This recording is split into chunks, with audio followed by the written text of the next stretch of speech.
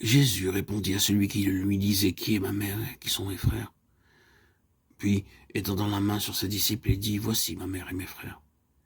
Car quiconque fait la volonté de mon Père qui est dans les cieux, et celui-là est mon frère, et ma sœur, et ma mère. » Matthieu 12, 48, 50.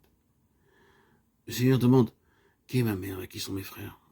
Et il donne la réponse « Ceux qui font la volonté de mon Père. » Cela signifie que plus nous sommes disposés à faire la volonté de Dieu, plus nous jouirons de l'affection divine n'importe où nous nous trouverons. En faisant la volonté de Dieu, nous goûtons vraiment la faveur de Dieu. Peu importe où nous nous trouvons lorsque nous sommes dans la volonté de Dieu et que nous la faisons, nous voyons alors comment l'amour de Dieu est répandu sur nous partout où nous allons. Mais nous vivons cela qu'en faisant la volonté de Dieu. Cela ne peut être autrement. Rendez à l'Éternel gloire pour son nom. Prosternez-vous devant l'Éternel avec des ornements sacrés. La voix de l'Éternel retentit sur les eaux. Le Dieu de gloire fait gronder le tonnerre. L'Éternel est sur les grandes eaux. La voix de l'Éternel est puissante. La voix de l'Éternel est majestueuse. La voix de l'Éternel brise les cèdres. L'Éternel brise les cèdres du Liban. Il les fait bondir comme des veaux, et le Liban et le Sirion comme de jeunes buffles. La voix de l'Éternel fait jaillir des flammes de feu. La voix de l'Éternel fait trembler le désert. L'Éternel fait trembler le désert de Kadesh. La voix de l'Éternel fait enfanter les biches. Elle dépouille les forêts. Dans ses palais, tous s'écrient gloire. Psaume 29, 9. La mesure de la puissance de Dieu dans nos vies dépend de la mesure dans laquelle nous sommes prêts à faire sa volonté.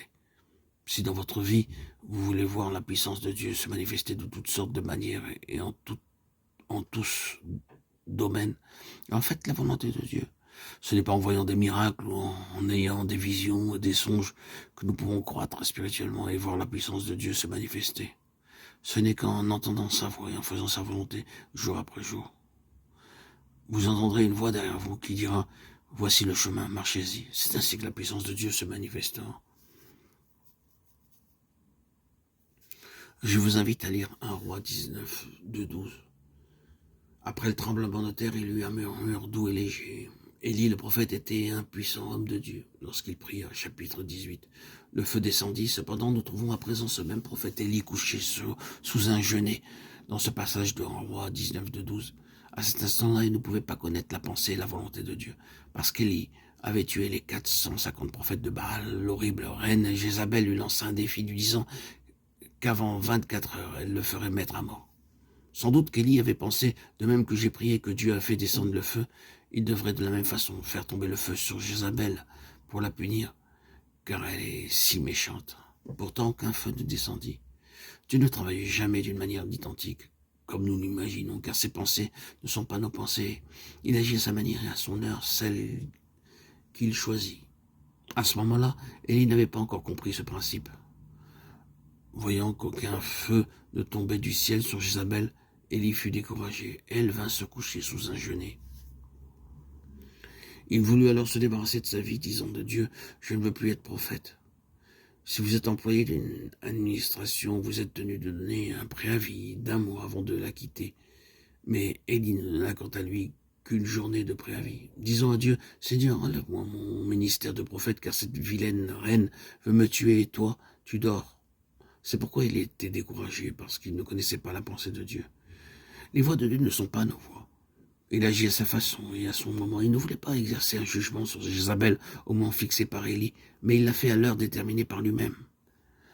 Ainsi, Dieu emmena Élie sur une haute montagne, et là, un vent violent passa, mais Dieu n'était pas dans cette tempête. Ensuite, un tremblement de terre se produisit, mais Dieu n'y était pas. Après, vint un feu, mais Dieu n'était pas dans le feu. Élie pensait que Dieu devait nécessairement toujours envoyer du feu pour manifester sa colère. Effectivement, le feu vint, mais Dieu ne vint pas.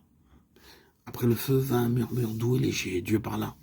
Élie, je ne dors pas, je connais mon métier, mais mes voix ne sont pas tes voix. Je ne sais pas mettre à mort. Je ne veux pas mettre à mort Jézabel à ta façon et selon tes moyens. Alors Dieu lui révéla son plan céleste pour les années à venir. En connaissant et en faisant la volonté de Dieu, nous entrons dans la connaissance de la pensée de Dieu et nous ne nous couchons pas sous un genêt. Beaucoup de chrétiens se couchent sous des genêts. Ils ont le visage triste, défait, frustré. Et ceci parce que Dieu n'agit pas de la façon qu'il voudrait.